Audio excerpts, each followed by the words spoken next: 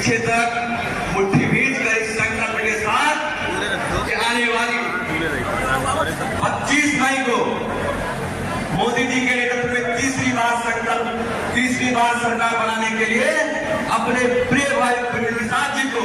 भारी बहुमत से जिताने के लिए संकल्प के साथ मिलकर उद्घोष करेंगे। बोलिए जय श्री राम, जय श्री राम, जय श्री राम। आज पूज्य संत कबीर की धरती पर खलीलाबाद विधानसभा के बूथ अध्यक्ष सम्मेलन एवं कार्यकर्ता सम्मान समारोह में उपस्थित आज के कार्यक्रम की अध्यक्षता कर रहे हमारे सम्मानीय जिलाध्यक्ष आदरणीय जगदम्बा प्रसाद श्रीवास्तव जी और यहाँ के लोकप्रिय प्रत्याशी और माननीय सांसद आदरणीय इंजीनियर प्रवीण निषाद जी और इस कार्यक्रम का बहुत खूबसूरती से संयोजन करने वाले और आप सब चुनाव जीतने के साथ साथ आपके दिलों पर राज करने वाले हमारे प्रिय भाई श्री अंकुर राज तिवारी जी, जिले के प्रभारी श्री अजय सिंह गौतम जी, लोकसभा के संयोजक आदरणीय रामललित चौधरी जी, इस लोकसभा के प्रभारी कुशीनगर के पूर्व विधायक हम सबके संरक्षक आदरणीय रजनीकांत त्रिपाठी जी, पूर्व सांसद आदरणीय अजपूजा शुक्ला जी, इस विधानसभा के संयोजक डॉक्टर मनोज पांडे जी,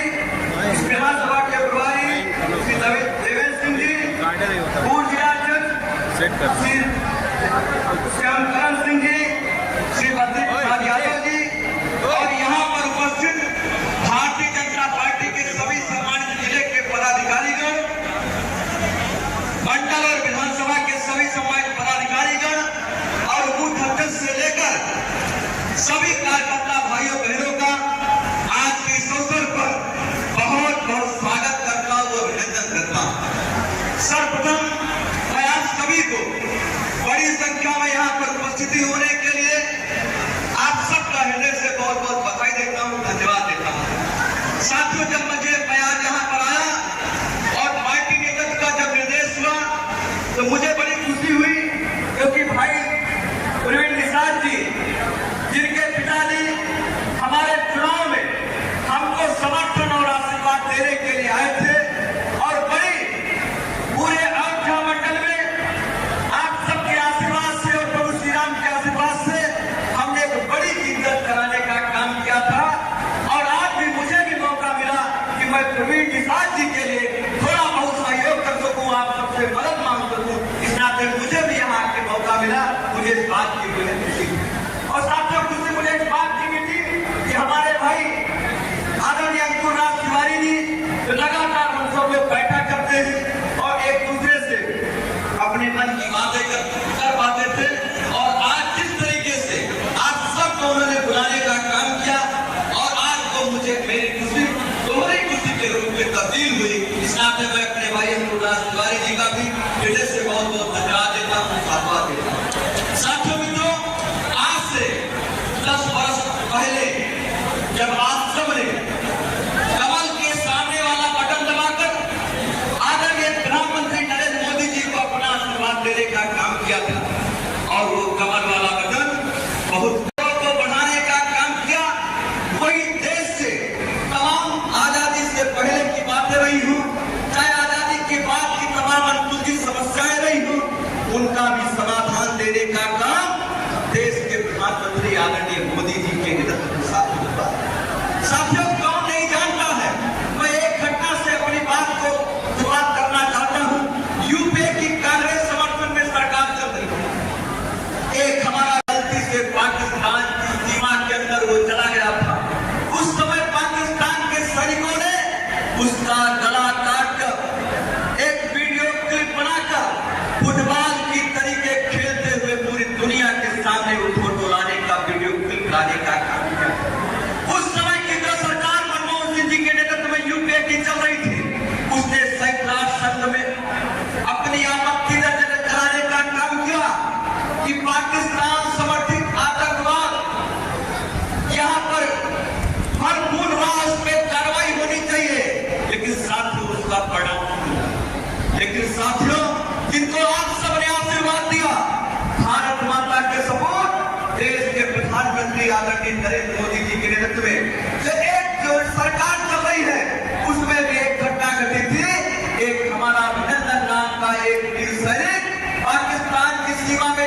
मोदी चला गया था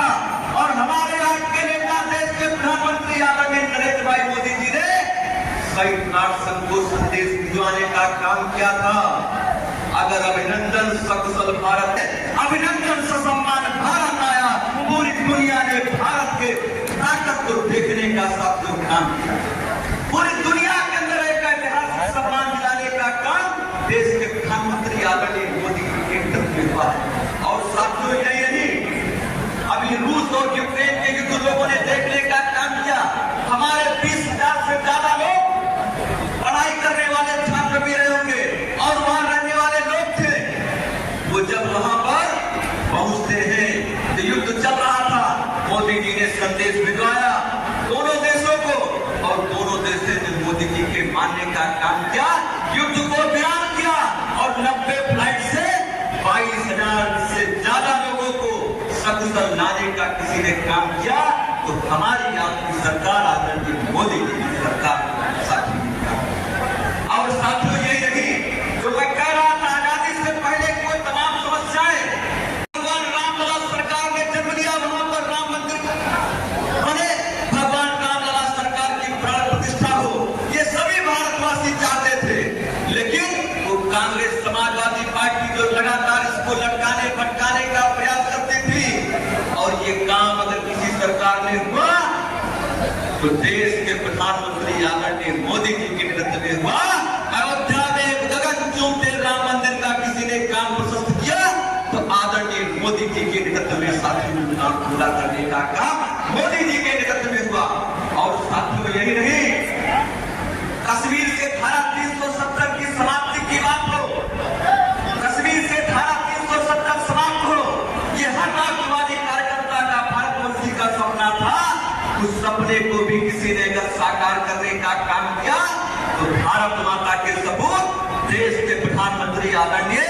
नरेंद्र भाई मोदी जी ने उस सपने को साकार करने का काम किया। साथियों, कांग्रेस पार्टी की सरकार हुआ करती थी, गरीबी हटाओ का नारा देते थे, लेकिन सरकार में ही आते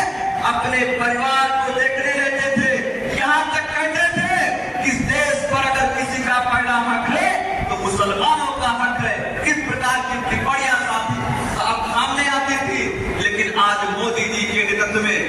आज मोदी जी के नेतृत्व में जो उन्होंने कहा था कि हमारी सरकार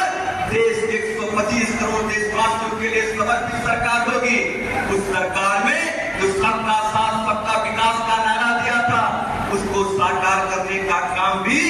देश के प्रधानमंत्री आदरणीय नरेंद्र भाई मोदी जी के नेतृत्व में हुआ है। आज 10 करोड़ माँ बहनों को धुएं से आजादी दिलाने के लिए, जाड़ा गर्मी बरसात उनकी परेशानी से दूर करने के लिए उनको चाहे गैस कनेक्शन देने की बात हो, 12 करोड़ माताओं बहनों को इज्जत घर देने की चाहे बात हो, और चाहे 12 करोड़ किसान भाइयों को किसान सम्मान निधि उपलब्ध कराने की बात हो, और चाहे आयुष्मान भारत योजना के माध्यम से 50 करोड़ लोगों को स्वास्थ्य बीमा उपलब्ध कराने की बात हो, और चाहे कोई भूखा न रहे, कोई भूखा न सोए, इसके लिए